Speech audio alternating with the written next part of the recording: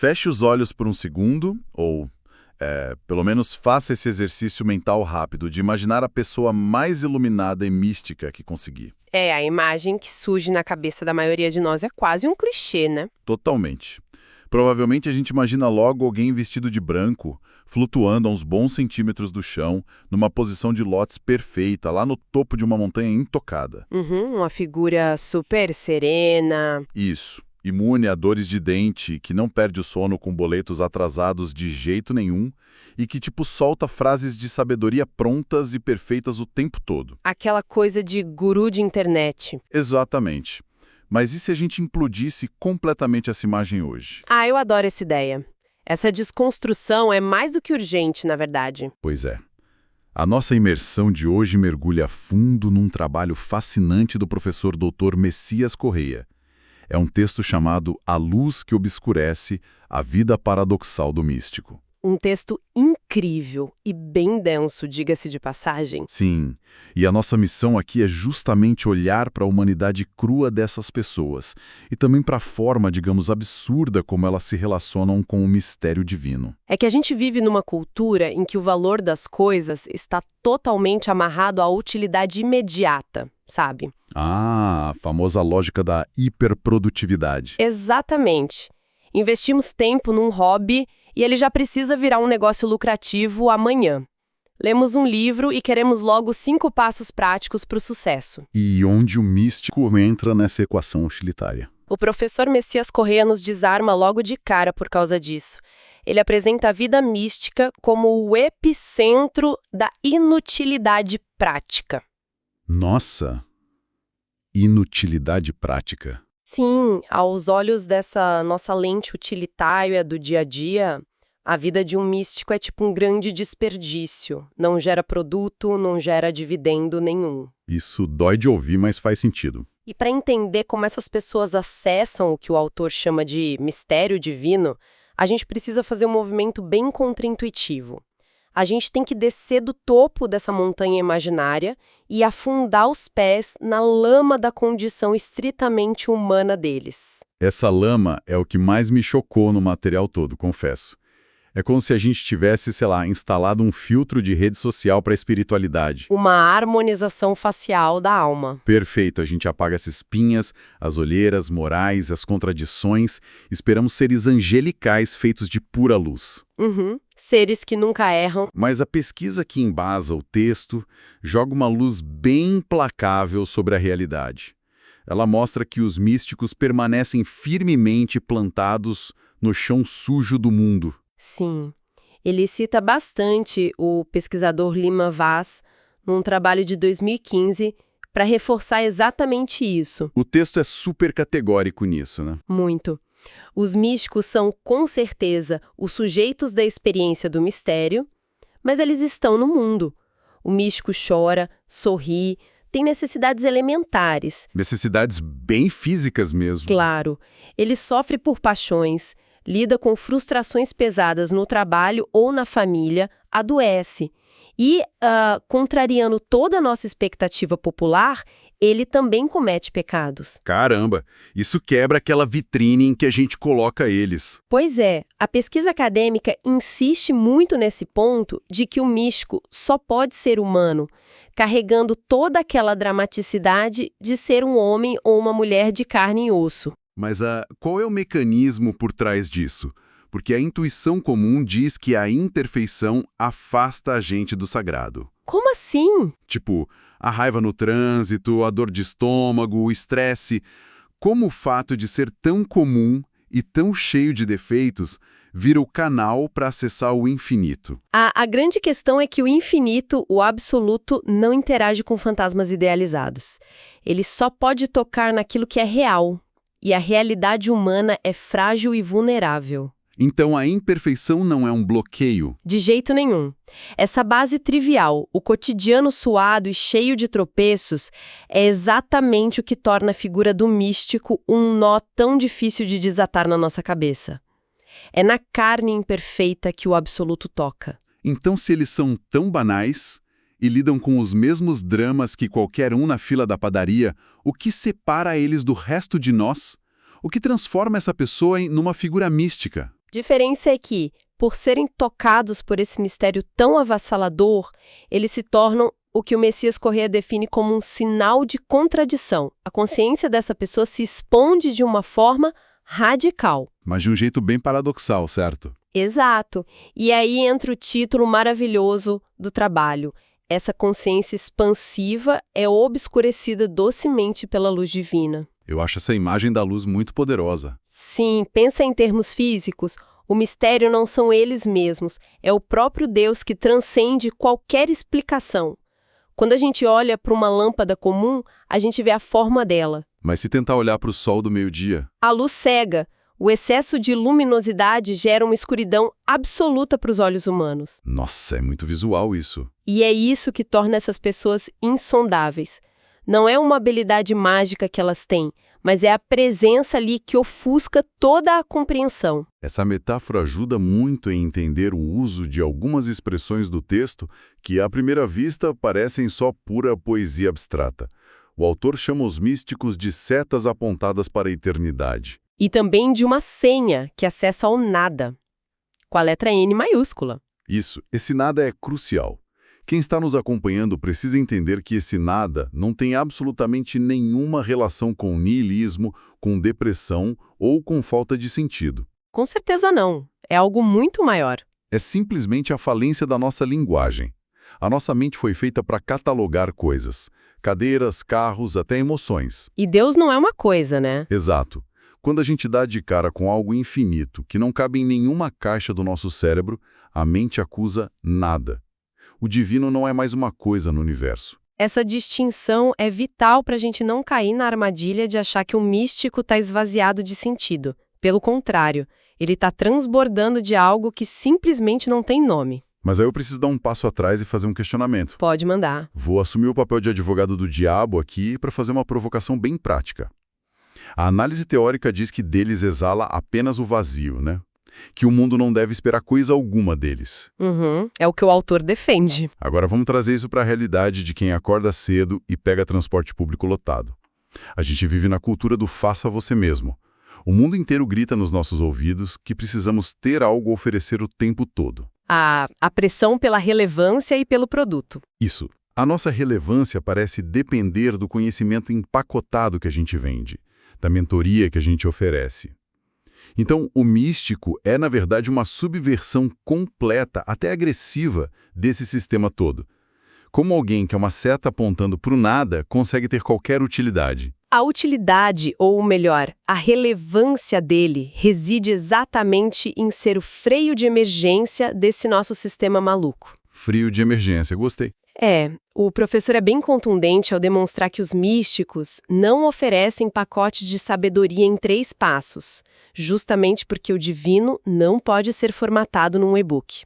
O que irradia neles é o totalmente outro. Uma realidade que escapa da engrenagem do consumo. Sim, o texto descreve essas pessoas como andarilhos sem pátria definida.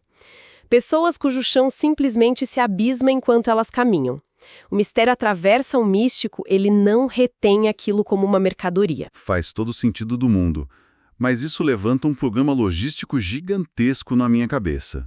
Qual seria o problema? Se a experiência é tão esmagadora a ponto de abrir crateras metafóricas debaixo dos pés, se é essa imersão num vazio luminoso que cega tipo o sol do meio-dia, como é que eles conseguem abrir a boca e falar com a gente? Essa é a grande ironia. Como eles se comunicam com o mundo ao redor ou até como dão sentido isso na própria cabeça? Olha, eles fazem isso com uma dificuldade colossal. E na grande maioria das vezes, falhando miseravelmente. O material expõe que nem os próprios sujeitos dessa experiência conseguem interpretar com maestria os fenômenos que eles vivem. Ficam sem palavras para explicar o óbvio deles. Sim. O fenômeno atropela a capacidade cognitiva. O resultado é que eles dialogam com o mundo a partir dos intervalos. É a linguagem do silêncio, sabe? Uma comunicação que está sempre devendo algo para a realidade. Exato. É uma comunicação em constante débito. O autor usa um termo ótimo, ele chama de uma falta invencível. É quase como se... imagina tentar rodar um software de última geração infinitamente complexo e tridimensional num computador de mesa bem antigo lá do início dos anos 90. Nossa, o computador ia explodir. A máquina simplesmente não tem capacidade de processamento para aquela carga brutal de dados, sabe? O sistema trava. Então, o silêncio deles ou essa dificuldade em explicar o inexplicável não é uma falha de vocabulário. É tipo a tela azul do cérebro humano perante o infinito. Essa metáfora da tela azul traduz perfeitamente o esgotamento da linguagem que o Messias Correia aborda. A linguagem humana foi forjada para nomear um copo de água, não para descrever a fúria e o abismo do oceano inteiro. A poesia é onde eles encontram ar para respirar perto desse vácuo todo. Eles habitam o mundo poeticamente porque a poesia não tenta definir ou enquadrar o infinito, ela só evoca. Eles conseguem ver vislumbres do sagrado apenas pela fenda da rocha, como diz o texto. Sim, é uma comunicação que funciona por estilhaços. A lógica discursiva deles, com todas as letras no texto, é descrita como um susto, um soluço. Um soluço. Eu acho isso genial. A interrupção involuntária e brusca do ritmo normal de respiração. É o corpo reagindo a algo que foge do controle. O ar entra de forma violenta e quebra a continuidade, e a poesia é exatamente esse soluço. Mas a gente tem a ilusão de que quando o místico atinge esse estado, a mente dele vira um lago super sereno, sem nenhuma onda. 7 dias por semana. Pois é, só que o estudo do professor Correia mostra o exato oposto. A paisagem interna dessa pessoa é um verdadeiro caos de contradições, não é? É um campo de batalha interno. A interioridade do místico descrita por ele é um de luz e sombra. Santidade e pecado, bonança e vendaval coexistem de uma forma quase violenta. É muita intensidade para uma pessoa só. Tem uma frase fortíssima que fala de um vendaval que se forma em inquietude. O místico é frequentemente retratado ali como a harpa do espírito. A harpa do espírito, que imagem forte. Muito. A música que emana dessas cordas não é fruto da técnica do instrumentista. Não é o esforço mental ou a pureza moral do místico que cria aquela melodia. É o vento do eterno que bate nessa harpa. E muitas vezes bate com muita fúria. Fazendo a pessoa vibrar em frequências que ela mesma desconhecia totalmente. Exatamente, o que nos empurra direto para os paradoxos mais perturbadores de toda essa imersão. Os paradoxos literais da fonte. A análise aponta que o místico, tendo encontrado Deus, na verdade, não o encontrou.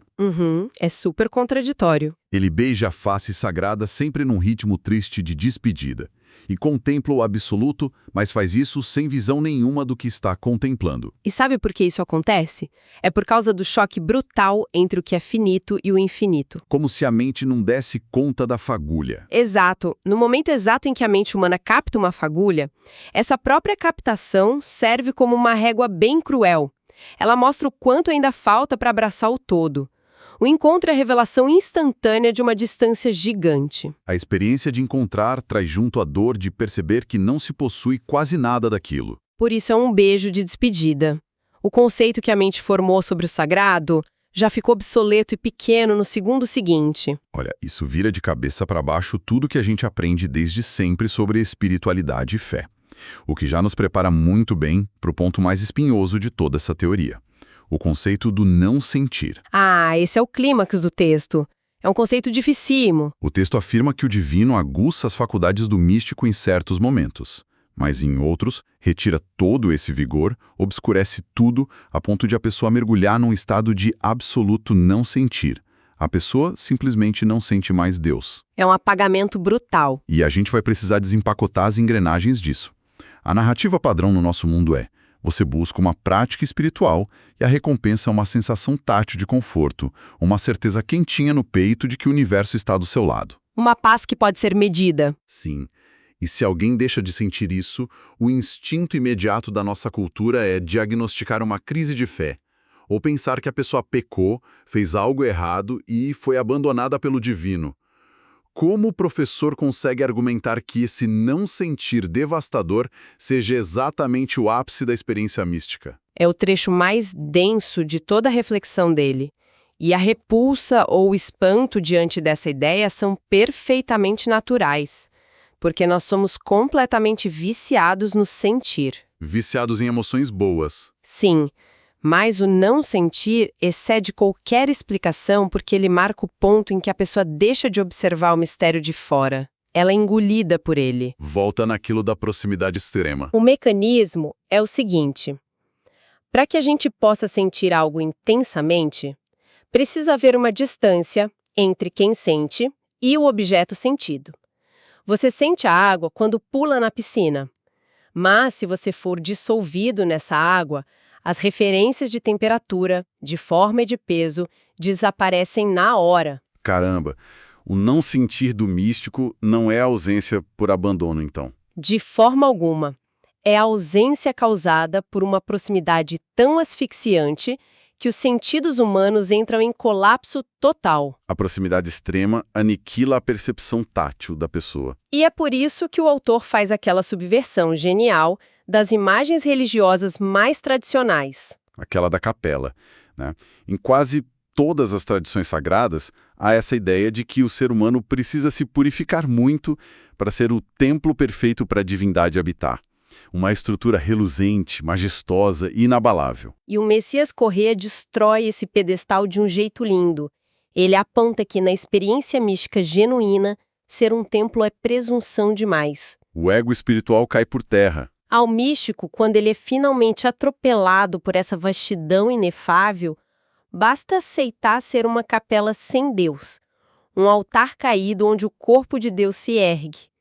Eles se livram da privação dos consolos emocionais. Uma capela sem Deus, um altar caído. A própria estrutura de certezas religiosas da pessoa desmorona. A vontade de ter o controle sobre a fé vira ruína, porque o ego simplesmente não aguenta o peso do que está se manifestando ali. Precisamente. E no meio dessas ruínas, a pessoa encerra em si todas as contradições. O místico se torna livre da necessidade de se sentir bem o tempo todo para ter certeza da presença do divino. Ele simplesmente repousa no caos. Amarrando tudo que a gente desbravou aqui hoje, esta imersão pelas ideias tão potentes do Messias Corrêa serviu para estilhaçar aquela vitrine onde a gente costuma colocar as figuras místicas. Com certeza. Tiramos eles das nuvens. Ficou claro que o místico não escapou da sua própria humanidade num voo mágico. Pelo contrário, a mística se materializa na dor de barriga, no pranto incontrolável, nos fracassos e no estresse da rotina normal. É a carne vulnerável servindo de para-raios para o infinito. Eles não têm absolutamente nada de útil para nos ensinar, se útil significa uma fórmula rentável para o sucesso. Eles se tornam simplesmente setas vivas apontadas para o inexplicável. São sistemas antigos, dando tela azul diante de dados infinitos, comunicando-se só através de silêncios exasperados e poesia. São capelas esvaziadas por onde o mistério divino consegue, enfim, ventar livremente. Um vento que varre todas as nossas respostas prontas. E, organizando todas essas perspectivas, fica uma reflexão final que atinge em cheio a maneira como a gente conduz a nossa própria vida hoje. Pode mandar. Nossa cultura é obcecada por quantificar sentimentos. Temos o smartwatch no pulso medindo a nossa frequência cardíaca em repouso. Temos aplicativos de celular para mapear o nosso humor diário e dar uma nota para ele. Transformamos tudo em um grande gráfico de desempenho. Sim, até as emoções mais sutis. A nossa própria espiritualidade virou uma métrica. Se eu sinto muita paz durante a meditação, pronto, bati minha meta espiritual do dia. E se eu não sinto nada, eu fracassei. Exato. E o místico surge bem no meio da nossa sala de estar e nos confronta com uma ideia muito aterrorizante, mas ao mesmo tempo muito libertadora. E se o estágio de conexão mais absoluto for o silêncio total? O apagamento dos sentidos. Isso, aquele não sentir onde nenhuma métrica de aplicativo alcança. Será que, nessa ansiedade moderna insana para sentir e monitorar emoções positivas o tempo inteiro como atestado de sucesso de vida, nós não estamos erguendo um muro de cimento contra a profundidade real do mistério? Uma fuga do que realmente importa. Talvez a verdadeira vastidão da experiência humana e divina só possa ser encontrada nesse espaço incontrolável do vazio. É algo para a gente pensar. Uau! Uma provocação pesada para ecoar nos silêncios ou nos soluços da rotina de cada um de nós. Que a jornada de hoje sirva como um lembrete para abraçarmos de vez a imperfeição dos nossos próprios processos e para darmos um passo atrás nessa necessidade doida de medir cada pequena sensação da vida. Foi incrível discutir isso tudo hoje. Muito obrigado a quem acompanhou mais este mergulho intelectual conosco. Um grande abraço e até a próxima.